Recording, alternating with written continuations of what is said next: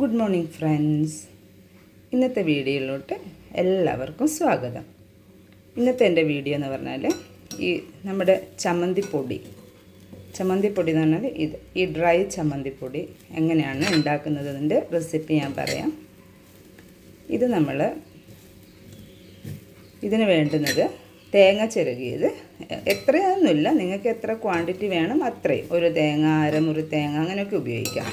എത്ര ക്വാണ്ടിറ്റി ഉണ്ടാക്കണോ അത്രയും തേങ്ങ ചിരകിയത്, ചെറിയ ഉള്ളി ഒരു 4-5, മുളക് പൊടി 2-3 തണ്ട് കറിവേപ്പില, ഉപ്പ്, വെളിച്ചെണ്ണ, കടുക്, ഇത്രയും സാധനങ്ങളാണ് വേണ്ടത്.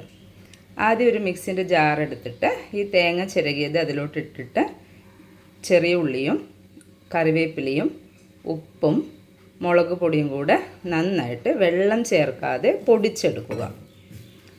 എന്നിട്ട് നമ്മൾ ഇതുപോലെ ഒരു ചീനച്ചട്ടി, ഇതിന് ഏറ്റവും നല്ലതെന്ന് വെച്ചാൽ ഇതുപോലെയുള്ള ഇരുമ്പിൻ്റെ ചീനച്ചട്ടിയാണ്. ഇതുപോലെയുള്ള അടികട്ടിയുള്ളൊരു ചീനച്ചട്ടി ചൂടാക്കി അതിൽ വെളിച്ചെണ്ണ ഒഴിച്ച് കടുക് പൊട്ടുമ്പോൾ നമ്മൾ ഈ മിക്സിയിൽ പൊടിച്ച ഈ ചമ്മന്തിപ്പൊടി ഇതിലോട്ടിട്ടിട്ട് നന്നായിട്ട് ഇതുപോലെ ഇളക്കി ഡ്രൈ ആക്കി എടുക്കുകയാണ് വേണ്ടത്. ഇതിൻ്റെ ഒരു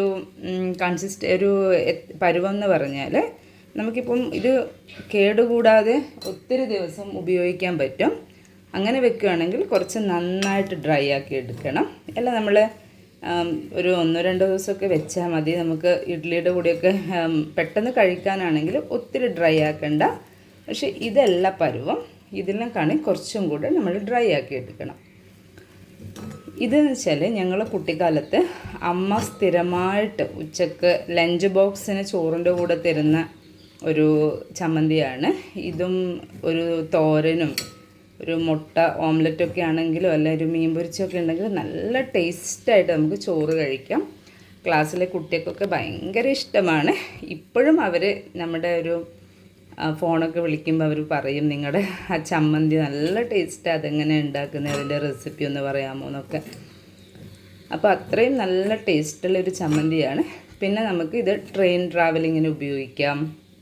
അതുപോലെ തന്നെ കുട്ടികൾക്ക് ഇഡ്ഡലിയുടെ കൂടെയും ദോശയുടെ കൂടെയൊക്കെ ചമ്മന്തി കൊടുക്കുമ്പോൾ ലീക്ക് ആവാണ്ടിരിക്കാൻ വേണ്ടിയിട്ട് ഇതുപോലെ ഡ്രൈ ചമ്മന്തി നല്ല ടേസ്റ്റാണ്. ഇത് ഇവിടെ പൂനെയിലും കുട്ടിക്ക് ഭയങ്കര ഇഷ്ടമാണ്. എൻ്റെ മക്കളൊക്കെ സ്കൂളിൽ കൊണ്ടുപോയാൽ അവരുടെ അമ്മമാരൊക്കെ എന്നെ വിളിച്ച് ചോദിക്കും, കുട്ടികൾ വന്ന് പറഞ്ഞു നല്ല ചമ്മന്തിപ്പൊടി, അതിൻ്റെ റെസിപ്പി ഒന്ന് പറയാമോ എന്നൊക്കെ ചോദിച്ചിട്ട്. അത്രയും നല്ല കുട്ടിക്കൊക്കെ ഇഷ്ടപ്പെടുന്ന ഒരു ചമ്മന്തിപ്പൊടിയാണ്. പിന്നെ ഈ ചീനച്ചട്ടിയെപ്പറ്റി പറയുകയാണെങ്കിൽ എനിക്ക് ഈ പാത്രങ്ങൾ ഭയങ്കര ഇഷ്ടമാണ്. അപ്പം ഈ ഇരുമ്പിൻ്റെ ചീനച്ചട്ടികളും ഭയങ്കര ഇഷ്ടമാണ്. ഇത് ഞങ്ങൾ നാട്ടിൽ പോയപ്പം കേരളത്തിൽ നിന്ന് മേടിച്ചതാണ്. ചെറിയൊരു ചീനച്ചട്ടിയാണ്, പക്ഷെ ഭയങ്കര ഉപകാരിയാണ്, ഭയങ്കര യൂസ്ഫുള്ളാണ്.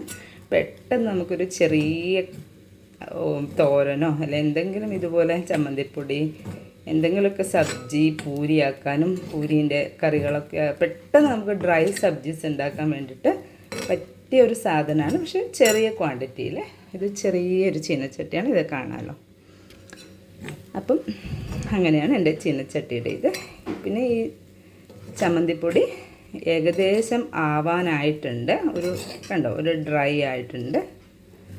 ഇത്രയും മതി. ഇനി ഞാൻ പറഞ്ഞല്ലോ, നിങ്ങളൊരു ഒരാഴ്ച കൂടുതലൊക്കെ വെക്കുകയാണെങ്കിൽ കുറച്ചും കൂടെ ഡ്രൈ ആക്കാം.